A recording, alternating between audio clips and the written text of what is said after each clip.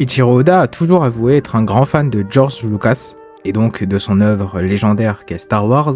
Cependant, il est difficile de voir les travaux de Lucas dans le manga One Piece. Comment peut-on tout simplement concilier un manga qui traite de pirates et de batailles navales et une œuvre remplie de Jedi et elle de guerre spatiale? Et si je vous disais qu'aujourd'hui, un personnage extrêmement important de One Piece peut être une énorme référence au lore de Star Wars et de comment Oda va nous le présenter dans son œuvre.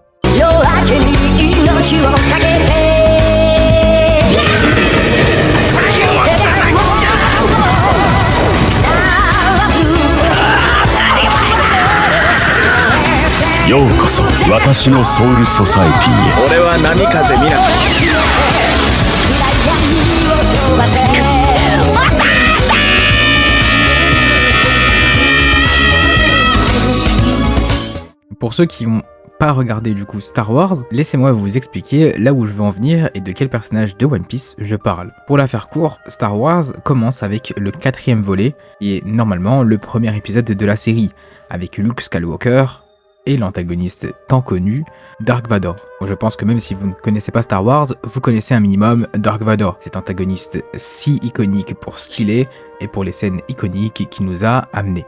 Alors quand je me suis fait cette interrogation, je trouvais ça pas du tout logique, puisque le premier volet de Star Wars est aujourd'hui la menace fantôme, et on connaît directement Anakin Skywalker dans son rôle de gamin. On le voit grandir dans les 3 volets qui suivent. Cependant, nous, c'est totalement l'inverse, puisque Im, on la voit déjà adulte et gouvernante de ce monde. Or, cela est pour moi un point totalement négatif, et donc si on veut faire une référence à Star Wars ou à une œuvre extrêmement connue, ça ne marche pas du tout. Cependant, heureusement que j'ai découvert Star Wars cette année, et j'avais fait l'annonce en story personnelle au moment où je voulais me lancer dans cette aventure. Et j'ai beaucoup de personnes qui me suivent et qui sont absolument fans de cette œuvre-là, de ce lore. Et ce qui s'est passé, c'est qu'on m'a totalement stoppé. Joe Bros, je passe par là, merci. En me disant que le premier film, donc La Menace Fantôme, n'est que le 4e opus de la vraie saga Star Wars, que son premier opus s'appelle Un Nouvel Espoir. Donc le 4e film de toute cette saga. Donc moi après j'ai fait mon aventure, j'ai regardé le film 4, 5, 6, puis j'ai fait 1, 2, 3. Et c'est beaucoup plus logique de le faire comme ça, puisque c'est l'ordre chronologique dans lequel les films sont sortis, et que tous les humains sur cette terre, vivant au XXe siècle, ont fait. Et c'est même ce qu'a fait, pour le coup, Eiichiro Oda. Petit disclaimer, si vous êtes encore réticent et que vous possédez Disney+, et que vous voulez vous faire tous les films de la série Star Wars, ils seront rangés dans l'ordre chronologique, avec pour premier opus le numéro 4. Mais techniquement, ce que j'avance pour l'instant ne prouve strictement rien concernant le cas de Im-sama, et c'est le cas qui m'intéresse le plus dans cette vidéo, et qui, je pense, vous intéresse aussi, puisque vous avez cliqué pour voir ma théorie. Alors si je pars du principe que tout simplement Eiichiro Oda a regardé les films Star Wars dans l'ordre chronologique, et que cet homme en est totalement fan aujourd'hui, je pense qu'à l'instar de chaque mangaka fan de Star Wars, c'est compliqué de ne pas en faire une référence, comme l'a fait par exemple l'homme dont Toriyama appelle Sensei, Akira Toriyama, qui en était totalement fan et a même fait un manga dédié à Star Wars. Alors aujourd'hui la question c'est comment pourrait-on mélanger Star Wars et One Piece?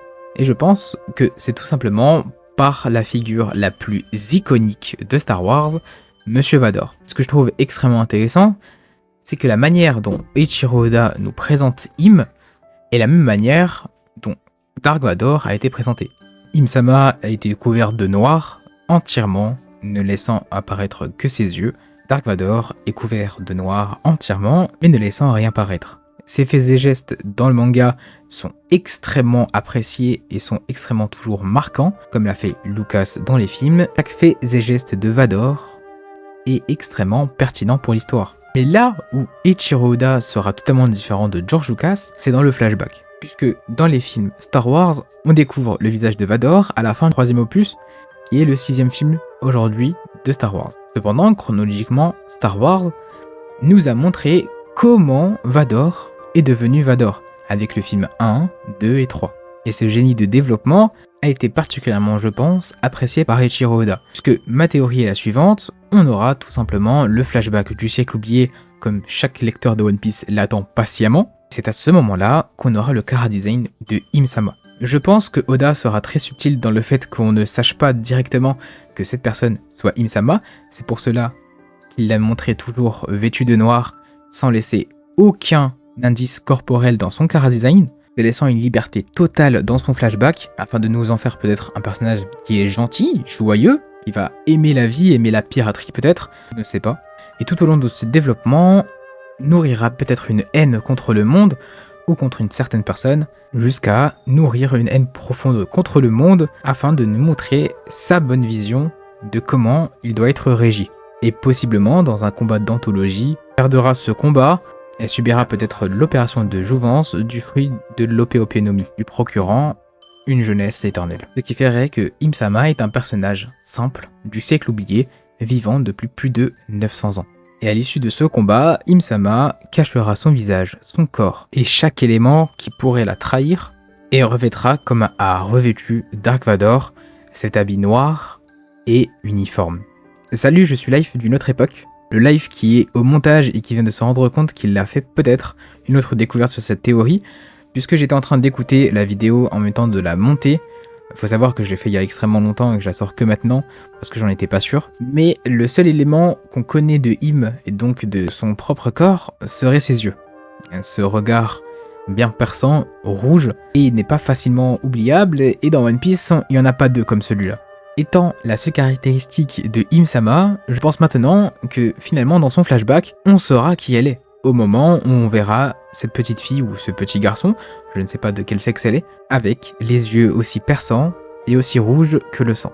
Nous montrant, pour le coup, l'évolution totalement psychologique de Im-sama et de comment elle arrivera à ses fins. Et c'est pour ça que je trouve que Eiichiro Oda a eu un choix extrêmement intelligent de ne pas montrer son chara-design, puisque ça pourrait gâcher tout son flashback. D'ailleurs, c'est exactement cette interrogation-là que je me suis fait. Pourquoi Eiichiro Oda tient tant à cacher le chara-design de Im? Si c'est un antagoniste comme un autre, au final, il sera battu et on passera à autre chose. Mais Eiichiro Oda tient à son plot twist, tient à son flashback et tient à son histoire.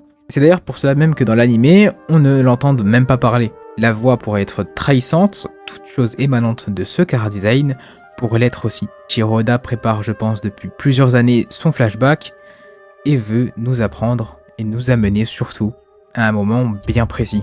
Je tiens juste à lui dire, cuisine bien mon ref. J'ai envie de lancer juste un dernier disclaimer concernant cette vidéo. C'est une vidéo théorie, et donc tout est spéculation, issue de ma propre imagination. Je ne vous impose pas du tout ma vérité. J'attends d'ailleurs même votre théorie concernant Im. Et je ne me prétends pas connaître parfaitement One Piece, il y a énormément de personnes dans le YouTube game qui connaissent beaucoup mieux l'œuvre que moi. Moi, c'est pas du tout mon domaine, je lis One Piece en hebdomadaire depuis plus de 15 ans, je maîtrise un minimum l'œuvre, mais pas autant que les ravagés du Mont Corvo par exemple. En tout cas, c'est une vidéo que je voulais faire, je l'ai trouvée assez intéressante, donc j'espère qu'elle vous aura tout de même plu. Et je ne vous retiens pas plus longtemps, n'oubliez pas votre petit like, votre abonnement et surtout le petit commentaire. Et moi je vous dis portez-vous bien, et à la prochaine.